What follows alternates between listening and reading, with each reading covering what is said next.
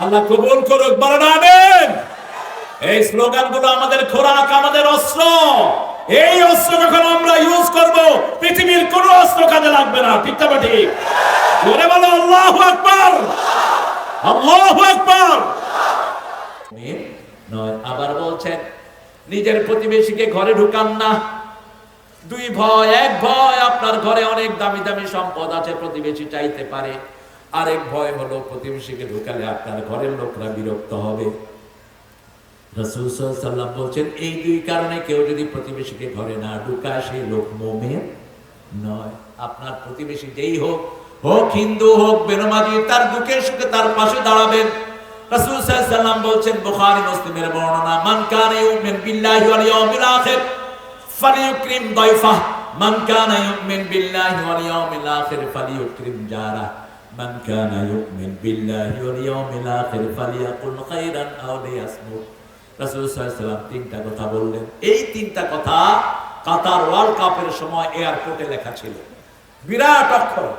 তারা লেখে নিচে দিয়ে ট্রান্সলেট করে দিয়েছে।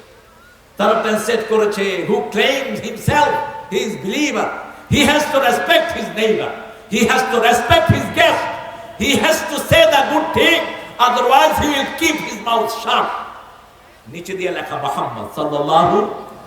ইংল্যান্ড থেকে একটা গ্রুপ লোক এসে যখন দেখলো লেখা যে যে আল্লাহকে বিশ্বাস করে, আখিরাতকে বিশ্বাস করে, সে যেন প্রতিবেশীকে সম্মান করে। যে আল্লাহকে বিশ্বাস করে, প্রতিবেশীকে, সে আল্লাহর উপর ঈমান আছে, আখিরাতের উপর ঈমান রাখে, সে যেন তার প্রতিবেশীকে সম্মান করে। যে আল্লাহর উপর ঈমান রাখে আর আখিরাতকে বিশ্বাস করে, সে যেন ভালো কথা বলে, না হলে চুপ থাকে। সুবহানাল্লাহ বলো। এই কথা যখন নিচে দেখেছে মুহাম্মদ, ওই ইংলিশ লোকেরা গিয়ে কাউন্টারে বলছে, we want to meet this Muhammad, where is he? আমরা এই মুহাম্মদের সাথে দেখা করব। লোকেরা বলছেন, he was our prophet, he died long ago, তিনি আমার নবী ছিলেন, তিনি অনেক দিন আগে মারা গেছেন। বলছে আমরা ওনার দল করব। এত সুন্দর কথা আমরা জীবনে শুনি নাই। আপনার প্রতিবেশীকে সম্মান করবেন না, আপনার আল্লাহর উপর ঈমান স্বীকৃতি দিতে পারেন। আপনার প্রতিবেশী আসলো একটা পাতিলার জন্য, অথবা একটা সামান্য জিনিস, আমাকে 5টা মরিচ দেন তো, আমাকে 2টা প্লেট দেন তো, আমার মেহমান বেশি চলে এসছে, হোক না সে হিন্দু। আপনি তাকে বললেন, যা তোরে দেবো না, তুই সাওয়াল, তোরে দেবো কেন? আল্লাহ বলছেন, ওয়ায়ামনাউনাল মাউন, এই ছোটখাটো জিনিস আপনি নিষেধ করেছেন, আপনার জন্য ওয়াইল দোজখ তৈরি করেছেন কে? ফাওয়াইলুল লিল মুসাল্লিন আল্লাযীনা হুম আন সালাতিহিম সাহুন আল্লাযীনা হুম ইউরাউনা ওয়া ইয়ামনাউনাল মাউন। ইসলাম আছে যেখানে শান্তি আছে, ইসলাম আছে যেখানে সামাজিকতা আছে। দেখেন কতটুকু সামাজিক ইসলাম। রাসূল বলছেন, বুখারী বর্ণনা, যখন তুমি কোন প্লেটে খাবা 3 বার চাটো। কয়বার? কয়বার? আবার তোমার আঙ্গুলটা তুমি 3 বার চেটে খাও। আজকের মেডিকেল সায়েন্স বলছে, যারা আঙ্গুল চেটে খায় এদের পেটের কোনো রোগ হয় না। কারণ আঙ্গুলের ভিতরে কনজিউমার টোন আছে, একটা পাচক রস। এই আঙ্গুলের রসটা যখন মুখে যায় হজমে সাহায্য করে। আলহামদুলিল্লাহ। এই জন্য আপনি দেখবেন কোনো খাওয়া গরম করে রাখলে যদি আঙ্গুল চুবান, খাওয়াটা কি হয়ে যায়? কি হয়ে যায়? নষ্ট হয়ে যায়। চামচ দিয়ে খাইলেন, এই চামচ যদি আবার তরকারিতে দেন, তরকারি কি হয়ে যাবে? নষ্ট হয়ে যাবে। এই যে পাচক রস, এটা 1400 বছর আগে বলছেন রাহমাতাল লিল। রাসূল বলেছেন, প্লেট যদি তুমি চাটতে মনে না চায়, তোমার ভাইয়ের আঙ্গুলে, তোমার ভাইয়ের মুখে আঙ্গুল ঢুকিয়ে দাও। এখন আমি যদি মুমিনের মুখে আঙ্গুল দেই, মুমিন আমার কি লাগবে বেটা? ঠিক না বেটি? তো আপনি আমার মুখে আঙ্গুল দেন, কিন্তু যদি হাদিসটা জানে, ও আর কোনো বিরক্ত হবে না। এই জন্য আগে জ্ঞান। আগে কি? জ্ঞান। আল ইলমু ক্বাবলা আল আমল। ইমাম বুখারী অধ্যায় এনেছেন, আগে তুমি জ্ঞান অর্জন করবা, তারপরে আমল করবা। এখন সেই জ্ঞান যদি আমাদের নষ্ট হয়ে যায়, আমাদের ফিউচার নষ্ট হয়ে যাবে। ঠিক না ঠিক? এই জন্য আজকে একটা শপথ করব, প্রত্যেকটা বাচ্চাকে আমরা কোরআন পড়াবো। রাজি আছেন তো? রাজি আছেন তো? দেখি কারা কারা একটু হাত তুলে দেখা যায়।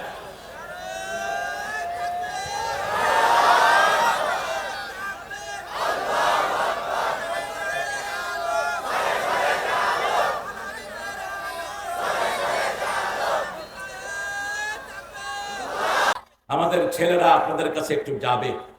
এই ছেলেরা অত্যন্ত বিনয়ী। আপনারা যতটুকু পারেন আপনারা প্রতিষ্ঠানকে সাহায্য করবেন ইনশাআল্লাহ। আর আমি আমার দিকে কানটা দিয়ে রাখেন, এগুলো এগুলো পরে দাও। এখন এই টুকিটাকি মাস্টার দিন শেষ, এখন একসাথে হতে হবে মুসলমানদের। কোথায় হাত বাঁধবেন কোথায় না বাঁধবেন? আরে হাত না বাঁধলেই কি?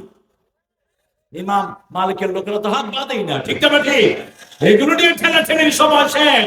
এখন মুসলমান একসাথে হতে হবে। সারা পৃথিবীর ইসলাম বিরোধীরা আমাদেরকে হত্যার ষড়যন্ত্র করছে। আমরা এক হব নামাজে, ঠিক না ঠিক? এক হবে কেবলামুখী হয়ে, এক হব আমরা কোরবানির সময়। এই তিনটা সময় যারা এক হয় তাদেরকে মুসলমান বলছেন কে? এই ছেলেরা ডিস্টার্ব করবে না। এই এই এগুলো কি? ও এই এই ক্যাপসুল, এগুলো কি? এই যাও যাও যাও। আপনারা বিরক্ত হবেন না প্রিয় ভাইরা, আমাকে কানটা দিয়ে রাখেন। তাহলে প্রথম গুণ ইমান, প্রথম গুণ কি? আল্লাযীনা ইউমিনুনা বিল গায়ব। গায়েব কে? গায়েব কে বলেন তো? আল্লাহ গায়েব, আপনি নিজেও নিজের কাছে গায়েব, আপনি আপনার অন্তর দেখেন না। আপনাকে যদি কোনো নাস্তিক জিজ্ঞেস করে ভাই আল্লাহ কোথায়, ভাই আল্লাহ সাত আকাশে পরে, আরশের উপরে, আল্লাহকে তো দেখি না। আপনি বলবেন তোর রূহটা কি তুই দেখোস নাকি? আমাদের মনটা কি আমরা দেখি নাকি? কথা বলেন, আমাদের রূহটা কি আমরা দেখি নাকি? তুই বিশ্বাস করস কেমনে? তুই যে হাসস, তুই নিজেকে দেখোস না, তুই হাসস কেন? তোর ভিতরে ভালো লাগে এই জন্য তুই হাসস। এই এই যে আইয়ুব খান, এই কথা বলবি না। এই কাজ নাই, কামাইটার বসা দে।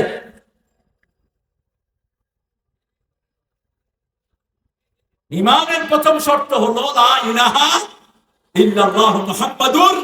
লা ইলাহা ইল্লাল্লাহ প্রথম অর্থ হলো আল্লাহ ছাড়া কারো দল আমি মানি না, আল্লাহ ছাড়া কারো শাসন আমি মানি না, আল্লাহ ছাড়া কোন পুস্তক আমি মানি না, ঠিক না বেটি? কেন এই কালেমাটার এত দাম? একবার পড়বেন জীবনের গুনাহ মাফ। আপনি কালেমাও পড়লেন, আপনি আল্লাহর দল ছাড়া আরেকজনের দল করলেন। আপনি কালেমাও পড়লেন, আপনি আল্লাহর সিলেবাস ছাড়া অন্য সিলেবাসে চললেন। আপনি কালেমাও পড়লেন, বিবির থেকে যৌতুক খাইলেন। কালেমাও পড়লেন, মাঠে গিয়ে আরেকজনের জমি দখল করে বসে আসলেন। আপনি কালেমা বুঝেন নেই। কালেমা বুঝেছেন বেলাল, এজন্য আল্লাহ বলছেন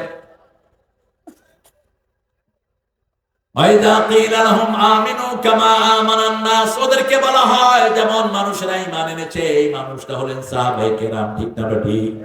ঈমান এনেছেন, বেলালকে ধরে নিয়ে গেল উমাইয়া। বেলালের জিহ্বার মধ্যে গরম আগুনের কয়লা দেয়া হলো, বুকের উপর পাথর চাপা দিয়ে দেয়া হলো, ওটের পায়ের সাথে বেলালের হাত পা বেঁধে দেয়া হলো। তারপরে এক মুহূর্তের জন্য ছাড়েন নাই। লা ইলাহা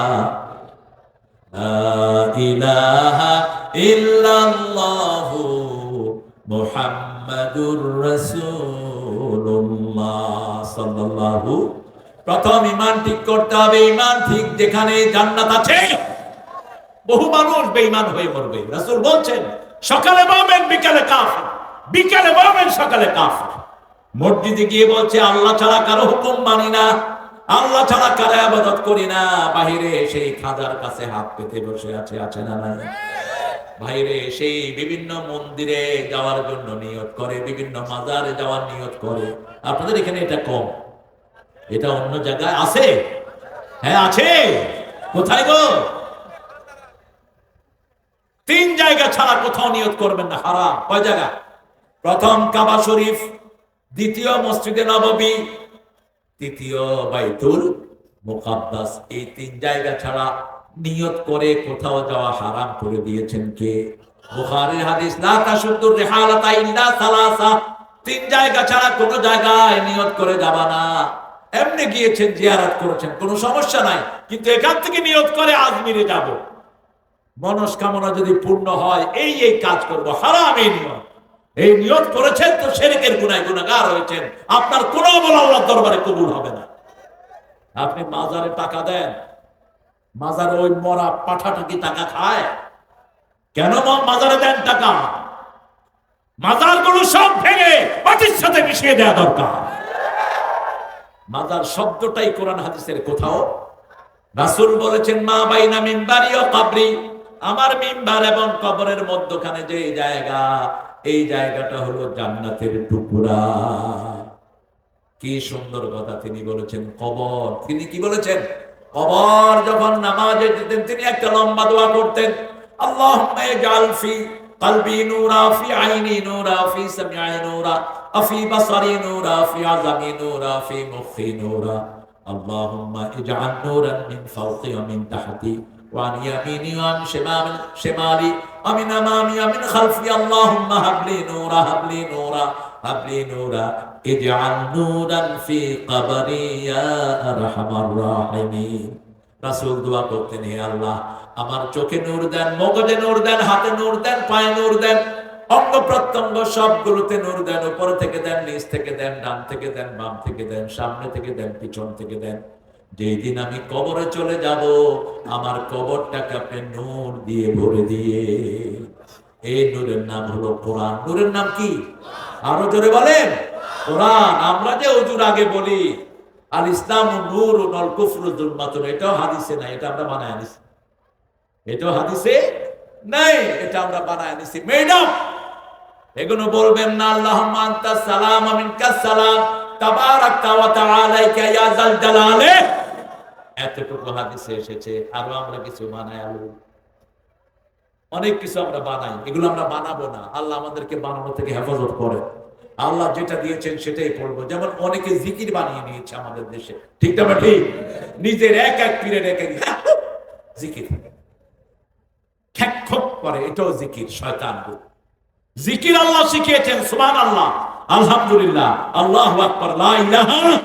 আবার যারা নাচানাচি জিকির করে এদেরকে আল্লাহ অভিশাপ দেয়। এরা মনে করে আল্লাহ কানে শুনে না, এই জন্য এরা চিৎকার করে। খবরদার, চিৎকার করবা না, নিষেধ। নিষেধ করেছেন কে? উদুল্লাহ তাদাররুআন ওয়া খুফিয়া দুনাল জাহরি মিনাল কওল। আল্লাহকে যখন ডাকবা কাকুতি মিনতির সাথে ডাকো, চিৎকার করে হুড়হাঙ্গামা করে ডেকো না।